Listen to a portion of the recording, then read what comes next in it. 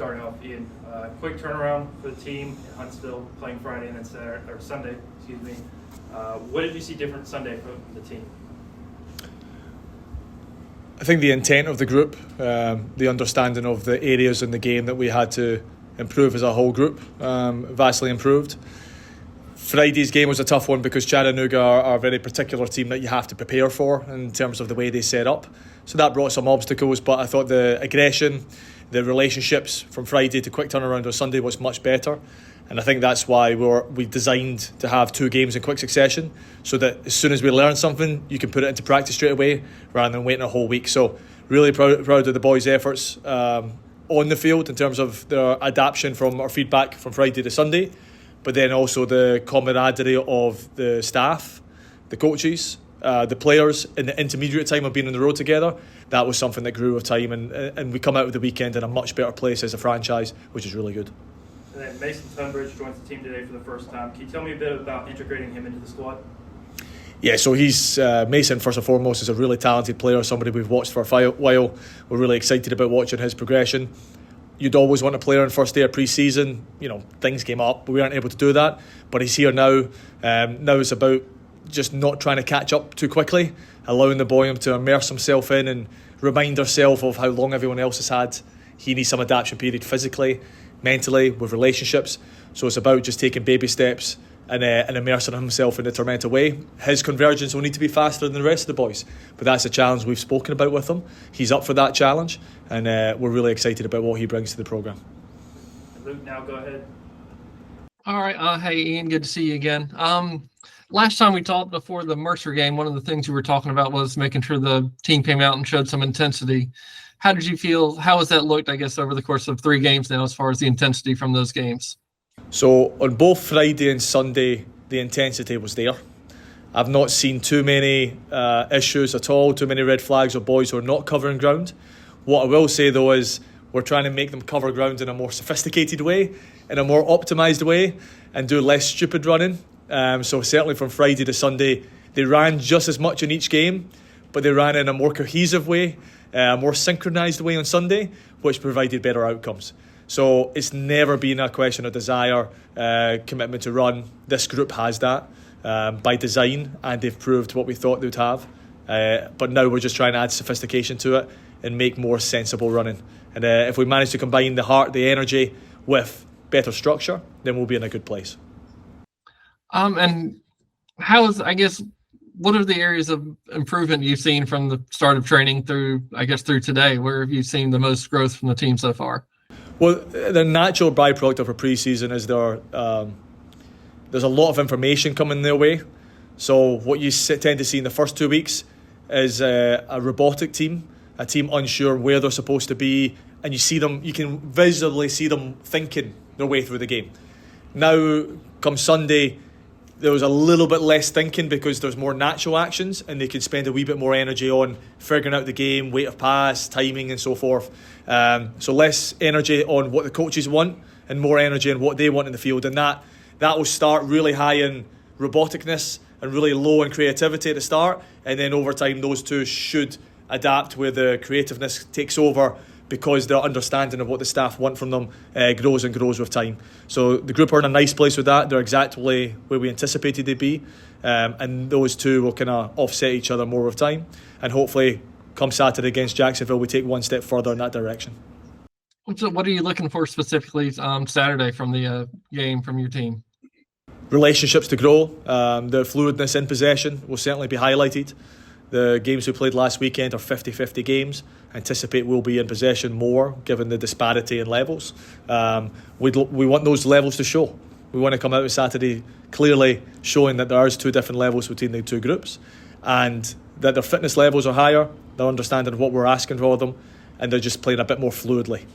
So it's a really good opportunity to see that, and then in the following week go into the Charleston Battery game against a top opponent, and there'll be different dynamics to that game. But these 2 games have offsetting dynamics. This week will be more about in possession and then dealing with the counter-attack. Next week will be maybe the flip reserve, where we'll be against the ball a bit more evenly, and then it's our ability to counter-attack and so forth. So those 2 dynamics will be in display, and then come opening night against Fuego, it's back to a 50-50 game. We're really looking forward to it. Did you set up preseason that way to have a game, the last two games being one where you may be in more possession, the second one being less possession, to be able to prepare for both going into the regular season? Was that by design, or is that just kind of how it happened? There's part to do with that. We certainly have a blueprint of what we want, and then we map that against what's available, and then we try to find the middle ground. So we definitely knew we wanted to play Charleston Battery. Their staff wanted that game, we wanted that game, and we both came to a consensus. Let's put that game the week before we both open up. They were away from home, I believe, against Phoenix Rising the first game, so they wanted a hard contest away from home. They presented us as that opportunity. We knew we wanted a top caliber team so that we go into the season knowing, okay, who can really test us and see our development. Charleston Battery and their the new staff and the new team they have there certainly bring that challenge. So it's a really good game, and then we regress back from there. So the balance, like you said, is a part by design, and it's part what's available to us. And then just health-wise, I think I'm going to probably ask you this every week. Health-wise, how's the team looking as far as injuries and being prepared for opening night? We're in a good place. We've got different guys in different stages. We've got a group of guys who are working their way back into contention, having had some things to manage in the off-season. Those guys are doing a really good job themselves in terms of how they're progressing. They're also getting really, really good support from Drew DeJohn and Jake Benedict's the athletic trainer. Those guys are managing both of that group who are on the mend really, really well, and giving the technical staff great insight into how to adapt them into our training sessions. So we're very privileged to have that backroom staff that are able to help us manage that. And then in terms of fresh things, it's just little niggles. It's guys getting used to the physicality of games, playing on a weekend on turf. So there's a normal aches and pains that come with it. But thankfully so far, the periodisation that Drew DeJohn has given us has put us in a good place. It's not an exact science. Sometimes you're lucky, sometimes you're unlucky. But so far, what's in our control has been managed pretty well. And we depend on the performance staff to help us there, and they've done a terrific job. And I also wanted to ask you, what are some of the pleasant surprises you've seen from the squad so far, and also what are some of the unexpected challenges you've run into so far in the 3 weeks y'all been together? I can't speak to too many unexpected challenges. I think most of that was forecastable. The real pleasant surprise, I wouldn't call it a surprise, but the real pleasant observation is their unity off the field. In little group events, the amount of communication, the amount of micro conversations happening between certainly guys that I wouldn't necessarily have paired as being friendship, but an understanding of some of the senior players and how to reach out and have micro conversations of a variety of younger guys. That side's been really cool to see. And we've got a few guys behind the scenes who, without necessarily prodding from the staff, just get it. And you can see their experience shine through. You can see their understanding of what the whole group needs and who needs what at different times. I'll give one example. I think Connor Doyle has been outstanding. He's not trained much yet, but you can see that he's a top pro, and you just watch him go around and he's like an extension of the coaching staff, and that makes my job and the rest of the staff's much easier when we have some older players, experienced players who get it and are able to inflict difference in the players, and a player is going to respond to an older player more than they're going to respond to me because they're in the same boat. And when we have guys like Jake and Connor and some of the elder statements in our team, when they're able to make an influence on the younger guys, that goes a long, long way, and we're happy to see that. And obviously I guess it's a good thing, but how have the younger players kind of responded to some of the older guys, kind of, I guess, taking them under their wing to kind of throw them around? What has their response been to that? They're lapping it up. They're taking it to it. They want that, they need it, and they've responded in a really good way. And every action they're making just now, it's they don't know what they don't know yet, right? But they're just solving most of their actions with just working really hard in training, trying really hard to take in the tactics, making themselves available for micro conversations. So far so good. You'd expect that in pre-season. It's a honeymoon period. Everybody's super enthusiastic, but you have to start from that point. And if you don't, it's a long season. But thankfully, we've got a group that we feel really excited to cultivate, to build upon, and I think we're in a really good place there. And then, kind of, is there anything specific that you're looking for the game this Saturday? Things like you're focusing on? Obviously, you're playing a team that's college team, not necessarily professional team. So, is there I guess, an opportunity to work on specific things that you may not be able to work on against Charleston, for example? Well, I think out of respect to the college teams will play, there's a lot more similarities between the college teams and the pro teams than there are dissimilarities. So that's good. There's just fine margins. The amount of actions of certain plays offsets each other a little bit. So we didn't manage counter-attacks very well against Mercer. We got scored on and gave up a chance through the run of play.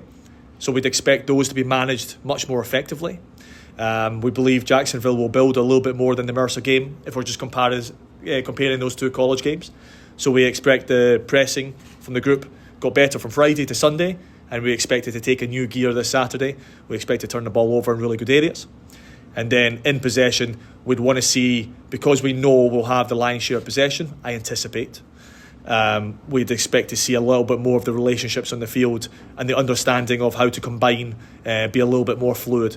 And that takes time, but every week we expect those things to come off the field and say, okay, we had a better understanding as a 2 or a 3 in a certain area of the field, how to combine with each other. And those micro things we think will shine through. We've seen it in training, but Saturday gives us another opportunity. Likewise, we expect to see it against Charleston, but we'll deal with them when we get to them. For now, it's about Jacksonville and trying to enforce our game onto them. We're looking forward to it.